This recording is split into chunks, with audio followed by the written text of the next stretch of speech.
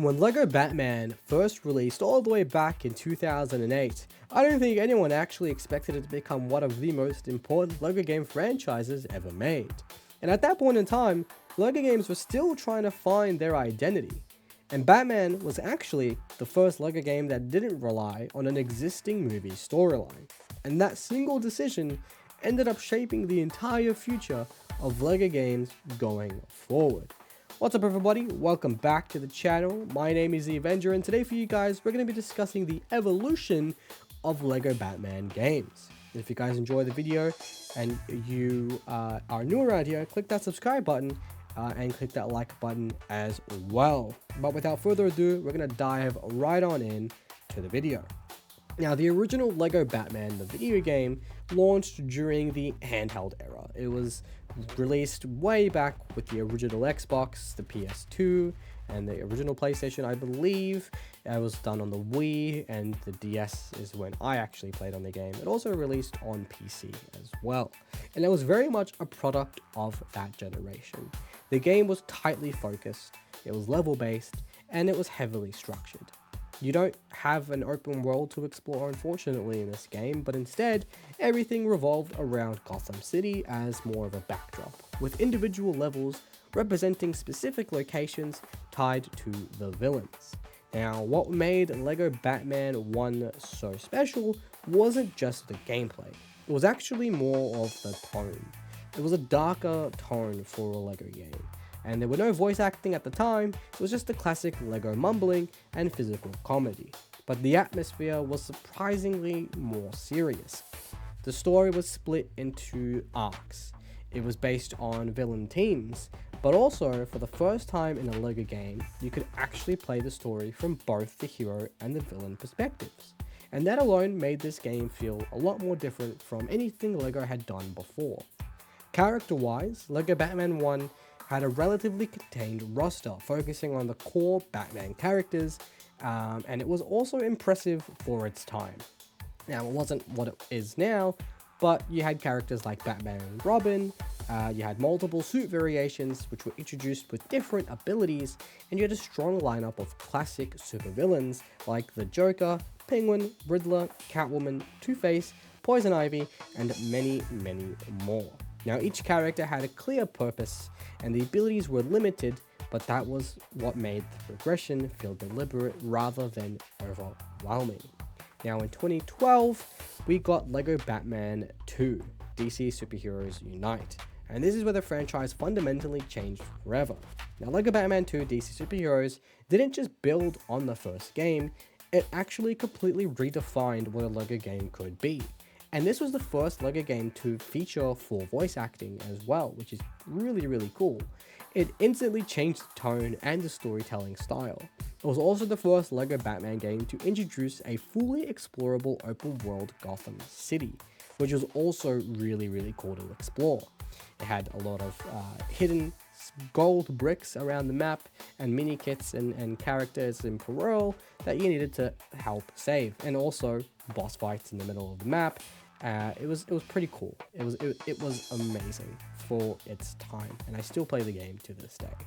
That single addition, the open world, cannot be overstated. In terms of impact, suddenly Gotham wasn't just a menu or a background, it was more alive. You could free roam, you could switch characters on the fly, you can actually fly across the city as Superman, and glide as Batman, and explore iconic locations like Wayne Manor, Arkham Asylum, and the Batcave. You can also take on boss battles throughout the entire the map as well, taking on General Zod and Mad Hatter and Lex Luthor. It was amazing, and you were able to drive the Batmobile. It was a peak LEGO game that released during that period. And this was the first LEGO Batman game that expanded fully into the wider DC universe and introduced Superman, Wonder Woman, Green Lantern, The Flash, Cyborg, the Justice League. They weren't just side content, they were the core to the experience, or more so Superman than the Justice League, but still, the character roster exploded compared to the first game, and the abilities became more diverse. Flying characters, speed characters, laser vision. LEGO Batman was no longer grounded just in Gotham crime, but it was a full superhero spectacle. Interesting word. From a console perspective, LEGO Batman 2 felt like a true leap into the HD era. The scope was bigger, the systems were deeper, and the ambitions were clear. The game still had structural missions, it was an amazing story built on Batman and Superman's friendship, later on also building onto the Justice League. The open world felt more connected, and everything together was just amazing as a LEGO game as a whole, and at that point in time, it wasn't something that LEGO had done before. And that released on the PS3 and the Xbox 360, handheld devices like a DS, a Wii I believe, and PC as well. Then came LEGO Batman 3 Beyond Gotham in 2014. This was during the early Xbox One and PlayStation 4 generation, or what was titled then the Next Gen generation, but also came out on the PS3 as well, and the Xbox 360. Old gen at that point in time. And this entry is probably the most divisive in the series. LEGO Batman 3 didn't focus on Gotham City anymore, instead it actually leaned fully into a cosmic DC storytelling. The open world was replaced by hub-based planets like Oa, Zamaron, and the Watchtower. The story centered on Brainiac and a much larger universe-spanning threat. In terms of character roster, LEGO Batman 3 went absolutely all out, including characters from various different comics and media. The game had one of the largest DC character lineups ever seen in a LEGO game at that point, and it had a lot and focused more deeply on the Lantern Corps variants. It had deep-cut DC characters, villains, heroes, and if you're a DC fan, this game had almost everything in it. However, some fans felt that the LEGO Batman 3 lost part of what made the series so special: Gotham City. It took back a seat. It took it away. The grounded detective tone was gone as well. It was replaced by bright cosmic environments, and the open world Gotham exploration from LEGO Batman 2 was also gone, which made the game feel more segmented, even though it was technically larger in scope, having the hub worlds all around. Still, LEGO Batman 3 represented the peak of classic LEGO formula era. It had massive rosters, ability-heavy characters, hub-based progression, and a focus on spectacle as well. Now, compared to LEGO Batman 2's story, where you're teaming up with Superman to take on Joker and Lex Luthor, from Lex turning the city into a Joker bomb of making everyone vote for him for president, you're now taking on Brainiac in space, who's trying to collect the Green Lanterns as if they're the 6 Infinity Stones. Kind of good story in a way. The free roam was very different. Again, hub world based, so you had places like the Batcave, the Hall of Justice. It was still cool to explore, but the planets just felt too small to explore in a way.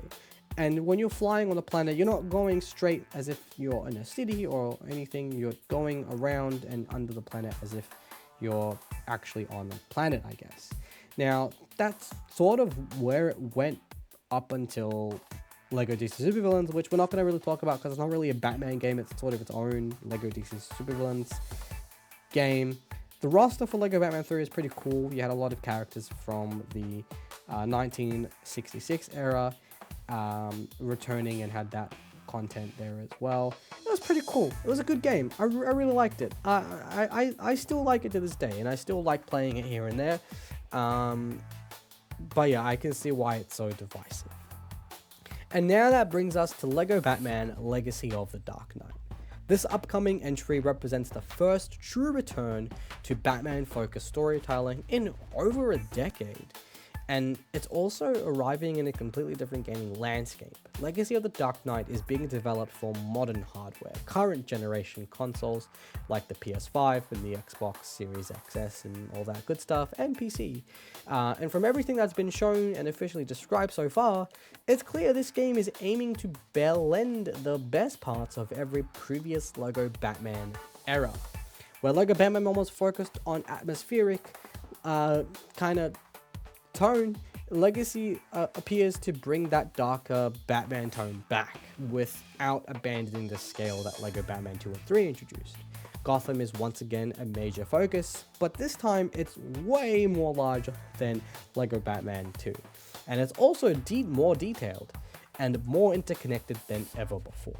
character roster is more modernized for this Lego entry, and it's become a massive, it's been massive by default, but Lego Batman Legacy of the Dark Knight's actually continuing with a roster trend where Batman is at the center, but it's actually taken a bit of a different toll to the character roster, and it's changing it where you're now having, at least at this point in time, confirmed to have 7 playable characters rather than 160 like the previous games, or 100 like the previous games. So it's a bit of a different character roster. You've got characters like Batman, Talia al Ghul, Catwoman, Nightwing, Robin, Commissioner Gordon, and there's a 7th character in there, Batgirl, which is like, yeah, look, it's not the standard Lego Batman roster we know to love, but you get over 100 different Batsuits. So I see it as a win-win, and I'm kind of curious to see how they'll do that, and how collectibles will look and work. From a gameplay evolution standpoint, this is where everything comes together. Suit mechanics that started in Lego Batman 1 have evolved. Open world traversal that debuted in Lego Batman 2 is being expanded to a large scale. The larger scale character variety from Lego Batman 3 unfortunately is not present, with the 7 characters confirmed, but it's got more structure and purpose with the 7 characters that are confirmed for the story. You can also see the generational shift when you compare console waves. Lego Batman 1 was stuck on really old consoles like the PS2, the standard Xbox, and all that good stuff. Lego Batman 2 embraced HD consoles like the PS3 and the Xbox 360. Lego Batman 3 leaned into the PS4 and Xbox One era, and now Legacy of the Dark Knight is fully embracing the modern systems, and not going back to the PS4 like Call of Duty does. It's actually just made fully for the new gen, only for the new gen. What makes this evolution so interesting is that Lego Batman has never stayed the same. Every entry has changed something fundamental, sometimes for better, sometimes for worse, but it always in pursuit of something bigger. Now, Legacy of the Dark Knight isn't just another sequel, it's actually a reflection on everything this series has been through. It knows where it started and where it stands, but it's also all of Lego Batman lore rolled into one video game. And it's going to be amazing. We don't know much about the game yet, other than the map is huge, similar to Arkham Knight or On Par or Arkham Knight. Got Arkham style combat, not just the standard Lego Batman combat we've gotten in the previous entries. We've got different Lego Batman vehicles and suits, and it's primarily a Lego Arkham game rather than the standard Lego Batman games we've had in the past. Now, looking back, it's honestly impressive how far the series has come from the silent mumbling of the old Lego Batman games to introducing the Justice League and going into space and all that good stuff, to now having just a celebration of Batman and his entire legacy is absolutely insane. And this is why this game matters so much. It's not just a Lego title, it's the next chapter in one of the most important superhero game series ever made. And I can't wait to see what other type of games we're going to get in similar style and scope to this game. And I'm hoping Lego Marvel Superheroes 3, my fingers are crossed. So that's going to be absolutely amazing. And I can't wait for Lego Batman Legacy of the Dark Knight coming out in May of 29. If you guys enjoyed the video and you liked this video, hit that like button and subscribe. I'm going to end the video here. I hope you guys have an awesome day. I want to hear down in the comments below what you guys think of the evolution of the Lego Batman titles, what you guys enjoyed the most about the Lego Batman game, and what your favorite Lego Batman game is, and what you're most looking forward to in Lego Batman Legacy of the Dark Knight. Thank you guys for watching. Have an awesome day, and peace out.